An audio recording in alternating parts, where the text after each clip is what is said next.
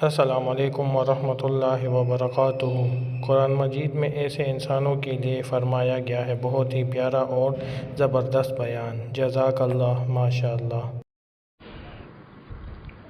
ایسا انسان جس پر حیوانی وجود کا غلبہ ہو جائے، وہ صرف اس لیے جیتا ہے کہ زیادہ سے زیادہ کمائے، اور صرف اس لیے کماتا ہے کہ زیادہ سے زیادہ کھا سکے، اور اس لیے کھاتا ہے کہ زیادہ سے زیادہ کما سکے۔ جینے کا مقصد کمانا، کمانے کا مقصد کھانا، کھانے کا مقصد کمانا۔ قرآن مجید نے ایسے انسانوں کے لیے فرمایا ہے، یتمتعون وَيَأْكُلُونَ كَمَا تَأْكُلُ الْأَنْعَامُ وَالنَّارُ مَثْوًى لَهُمْ۔ يَتَمَتَّعُونَ وَيَأْكُلُونَ كَمَا تَأْكُلُ الْأَنْعَامُ وَالنَّارُ مَثْوًى لَهُمْ۔ عیش کرتے ہیں، مزے اڑاتے ہیں اور کھاتے ہیں جیسے کہ جانور کھاتے ہیں، آگ ہی ایسے انسانوں کا ٹھکانہ ہے۔ میرے بہت محترم بھائیوں، عزیزوں، نوجوانوں، بچیوں، بہنوں اور میرا اپنا نفس، سب سے کہنے کی کوشش کرتا ہوں، آج اس وقت جس دنیا میں ہم جی رہے ہیں، اس وقت دنیا پر اسی حیوانی تہذیب کا غلبہ ہے، یہی مزاج چھایا ہوا ہے۔ آج کا انسان اپنی جسمانی، نفسانی، حیوانی خواہشات اور مادی تقاضوں کی تکمیل اور تسکین کے لیے ہر کام کرنے پر تیار ہے، اور ہر اچھے سے اچھا کام چھوڑ دینے پر تیار ہے۔ کوئی حد باقی نہیں رہی، کوئی مقدار نہیں باقی بچی، کوئی نصاب نہیں باقی بچا کہ اتنا میں کر لوں، اتنا میں کر لوں، اتنا میں کر لوں، پھر میں بالکل یکسو ہو جاؤں گا۔ کوئی حد ہی باقی نہیں، کوئی منزل ہی نہیں آتی جس میں انسان یہ کہے کہ انف از انف، بہت ہو گئی حیوانیت، بہت ہو گیا جانور پنا، اب کہاں میں ٹٹولوں، میرا روحانی وجود کہیں زندہ ہے یا مر گیا۔ اسی کا نتیجہ ہے کہ آج روح اور دل کی انگیٹھیاں بالکل ٹھنڈی ہو گئی ہیں، بجھ گئی، عقل اور ضمیر سکڑ گئے، اور معدہ اور شرمگاہ، اللہ کی پناہ، اتنے پھیل گئے کہ پورے خاندان کی غذا اور خوراک ایک انسان کی حوث کے لیے کافی نہیں ہے۔ ایک انسان کی شہوت اور شرمگاہ کے تقاضے پورا کرنے کے لیے اس کی پاک دامن بیوی اس کے لیے کافی نہیں رہی۔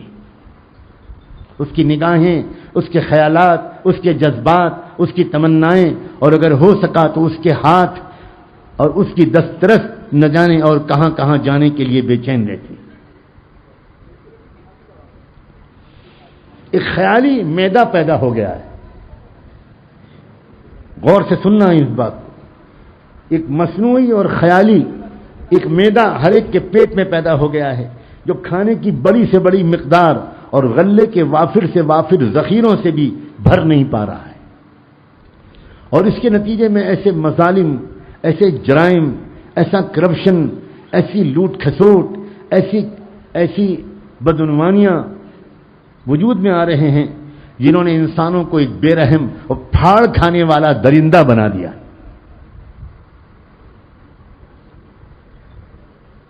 اسی حیوانی وجود کے غلبے کا یہ نتیجہ ہے کہ روزانہ بے شمار بچیوں اور عورتوں کی عزتیں لوٹی جا رہی ہیں۔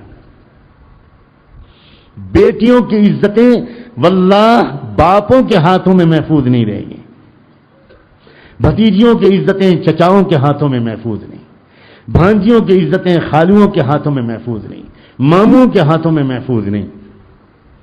میں چچا زاد بھائی اور خالہ زاد بھائی کی بات نہیں کر رہا ہوں، میں ماموں، چچاؤں، خالوؤں اور پھپھاؤں کی بات کر رہا ہوں، اور باپوں کی بات کر رہا ہوں۔ اور بات یہاں تک پہنچ گئی ہے، اس حیوانیت کی جو کیفیت ہے، جتنی تیزی کے ساتھ حیوانیت آج چھا رہی ہے، روزانہ کچھ نئے فاصلے طے کرتی ہے یہ حیوانیت۔ کچھ نئی سرحدوں کو یہ فتح کرتی ہے حیوانیت۔ اب یہاں تک حال ہے کہ عزتیں لوٹنے سے بھی انسان کی حیوانیت کو پوری تسکین نہیں ہوتی۔ آج کا حیوان نما انسان یا انسان نما حیوان، یہ کسی بچی کی پہلے عزت لوٹتا ہے، پھر گلا گھونٹتا ہے، اس کو مار ڈالتا ہے اور مار کر اس کی لاش کو پیڑوں سے لٹکا دیتا ہے۔ یہ سب حیوانیت کا ایک عروج ہے۔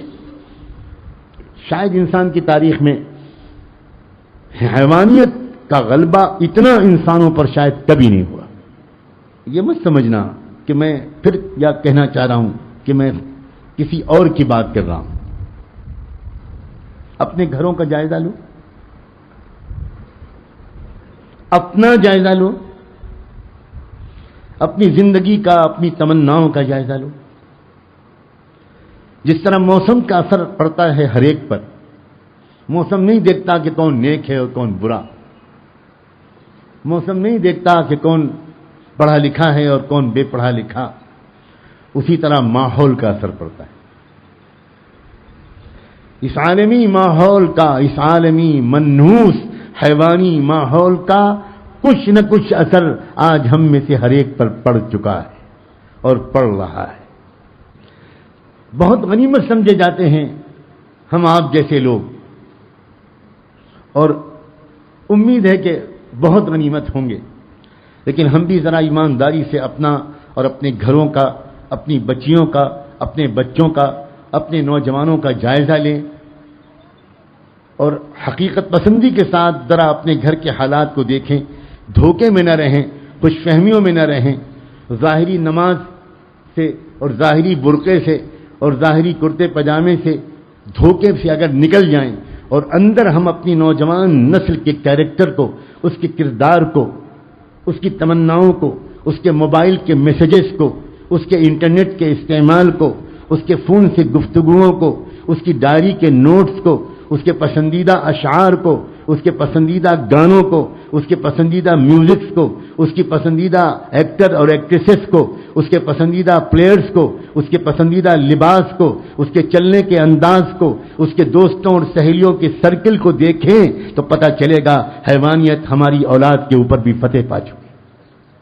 ماں باپ کو چھپ چھپ کر، راتوں کو جا کر اپنے بچوں اور بچیوں کے بیڈ روم میں جا کر جائزہ لینا پڑتا ہے، اور جائزہ لیتے وقت نظر آتا ہے کہ ان کی 17 سال کی بچی سونے کے بجائے وہ موبائل پر کسی سے بات کر رہی ہے۔ حیوانیت، ماحول کا اثر، عالمی ماحول جو حیوانیت کا ہے، جانور پنے کا ہے، بلا شبہ مغرب کی تہذیب یہ جانوروں کی تہذیب ہے، یہ حیوانی تہذیب ہے، اور اخبارات کے ذریعے، ٹی وی کے ذریعے، رسالوں کے ذریعے، اسکول کالجوں کے ذریعے، نصاب تعلیم کے ذریعے، فوٹوؤں کے ذریعے، اشتہارات کے ذریعے اور ہزاروں اور ذرائع سے ہر طرف حیوانیت کی دعوت ہے۔ تو میرے بھائیوں بزرگوں، جس طرح ہم نے مولانا صاحب کی یہ پیاری کارگزاری سنی، آپ لوگ بھی اس بیان کو پہلے سے لے کے آخر تک سنیے اور اس پر عمل پیرا ہونا چاہیے، اور دین کا کام ہر حالت میں کرنا چاہیے۔ اگر آپ لوگوں کو یہ بیان اچھا لگا ہے تو اس بیان کو لائک، سبسکرائب کیجیے اور بیل آئیکن پہ کلک کیجیے تاکہ نیو بیانات آپ لوگوں کو بر وقت پر مل سکے۔ جزاک اللہ، ماشاء اللہ۔